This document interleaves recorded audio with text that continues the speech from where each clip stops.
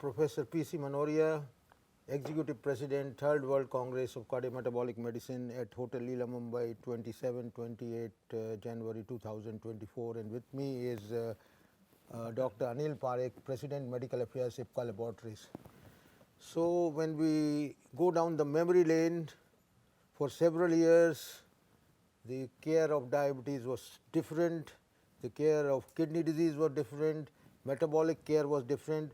But over the years, we have realized that all these subset of diseases may exist in the same patient, rather they exist commonly in patients like diabetes. So a new term has been introduced, cardio-kidney metabolic continuum. So Dr. Pareek, what is the concept of this and why this term has come in vogue? First of all, sir, many thanks and my sincere gratitude for having me in the third Cardio-Metabolic Medicine conference. You have been, I must first salute your vision, because you have been ahead of others in recognizing this early and having a dedicated conference combining all the specialty which are involved, as you said. So the CKM syndrome has been, although we were knowing the metabolic syndrome, we were knowing the cardiorenal axis, cardiorenal syndrome, but the CKM has been spelled out by the American Heart Association just 2 months ago in November 23. And they said that CKM syndrome is a cardio-kidney metabolic syndrome where there is a systemic disorder where there is a complex interactions, pathophysiological interactions among metabolic risk factors, chronic kidney disease and cardiovascular system.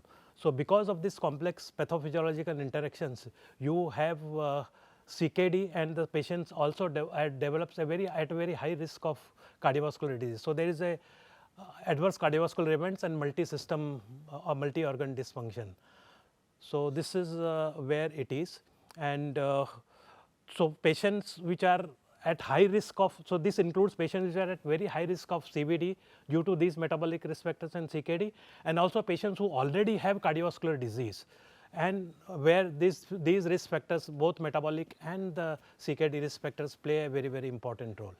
So the issue is there is a very close cross connect between heart and kidney.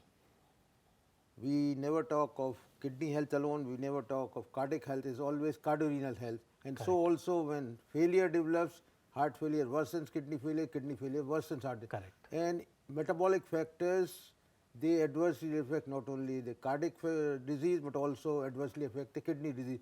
So there is a close cross connect and link and a vicious circle between all these three factors. So how do you make an early diagnosis of kidney disease in this metabolic continuum? I think it's very, very important that when you want to suspect a kidney disease in a type 2 diabetes patients or hypertension patient, it's very important to test for the urine albumin-creatinine ratio, UACR. And if it is between 30 to 300, there is a microalbuminuria. Above 300, we label it as, gross albuminuria. So it's very important. So this is often ahead of the decline in eGFRs. So eGFR, by the time it develops, as a significant renal dysfunction takes place. Similar to liver disease, like when you have the albumin goes down, significant liver damage has already taken place. So we need really early markers for this. So I think UACR is a very early microalbuminuria is a very early marker. That's how we need to pick up, because it's a window to the vascular disease. So we know that other vessels like coronary, peripheral blood vessels, cerebrovascular disease, they may be very, very important. So the big message is, if you try to diagnose CKD by eGFR, when the eGFR becomes less than 60, 60 is the cutoff point for diagnosis of CKD, then only the event starts rising. Whereas with UACR, even in the microalbumic range, the cardiac events also start rising, and this is a good signal, rather a red button for the cardiologist to do whatever is possible to slow down the cardiovascular diseases. Correct. Other thing I wanted to emphasize that we Indians are at very high risk of both type 2 diabetes as well as heart disease, and this goes back to the late 80s when they discovered that Indians, as compared to Caucasians, they were at very, very high risk, and they found that visceral adiposity was the contributor to this. So I think this visceral adiposity is now also labeled as adiposopathy, leading to endoplasmic reticulum stress and then release of lipid adipokines, and then also when the macrophages come, the immune system is involved in the visceral adipose tissue, you get release of inflammatory mediators, and that fuels everything. So I think very, very important that prevention is the key here. I think because that's where we should focus on significant weight reduction, and when the hypertension develops, we need to treat it aggressively. We need to treat the LDL cholesterol very, very aggressively. So I think this is where we need to emphasize that we need lifestyle is the key, I would say, in preventing these disorders and preventing multi-organ dysfunctions later on. So all these things are crucial. So adipose tissue or metabolic obesity is central to the pathogenesis of all these disorders. If you can control obesity, diabetes and other metabolic disease would become rare. Yeah. So are there any new therapeutic options for managing this syndrome, CKM syndrome? Actually, the therapeutic options are, you have, and if you have, organ involved, like if you have the involvement of kidney, then you give the RAS blocker, the SGLT2 inhibitors, which will prevent progression of kidney disease.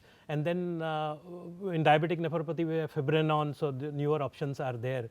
But I think focus remains on the lifestyle measures. Even when these are there, lifestyle measures, one should remember that these lifestyle factors become very, very important. But I would like to emphasize on the CKM syndrome has been defined by the American Heart Association, but I find that a particular emphasis to fatty liver is missing here, and we find that this earlier we used to refer to as NAFLD and NASH, now it is referred to metabolic dysfunction associated liver disease. So fatty liver comes even earlier. So one of the early markers, like for kidney disease, we have microalbuminuria.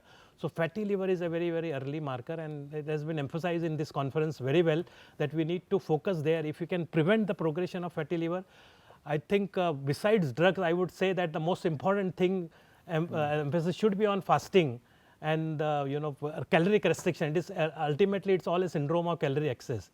So we need to really focus on the caloric management, and this is where the age-old fasting is highly relevant than any drug which we can think of. And physical activity, we need not, continuous sitting should be avoided. We need to be physically active always, whether you say 7,000 step or 10,000 step, whatever step, but being physically active is, I think these are the two measures, the dietary calorie control and being physically active. This twin combination is already going to come to our rescue, I think. This is all because of the lifestyle, which modern lifestyle has given rise to these problems that we are facing today. See, in my view, still better terminology will be metabolic ill health, and this metabolic ill health will cover all areas where ectopic fat deposition. So it will cover heart, it will cover kidney, it will cover liver, it will cover voice and so on. The concept remains metabolic ill health, so that you are faced with a situation of a fatty liver. This should not be visualized as a tubular vision. He must have a broader idea. This is one of the component of metabolic ill health.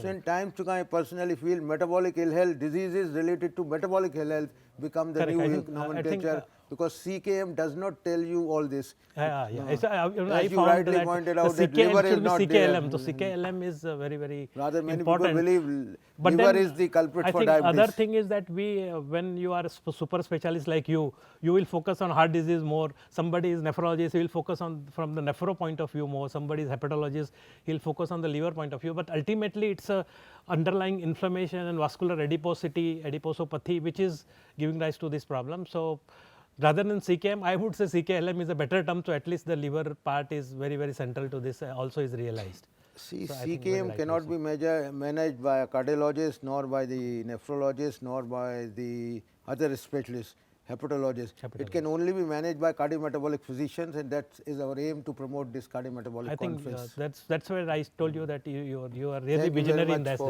Thank you, sir. Thank you very much, Doctor. Thanks.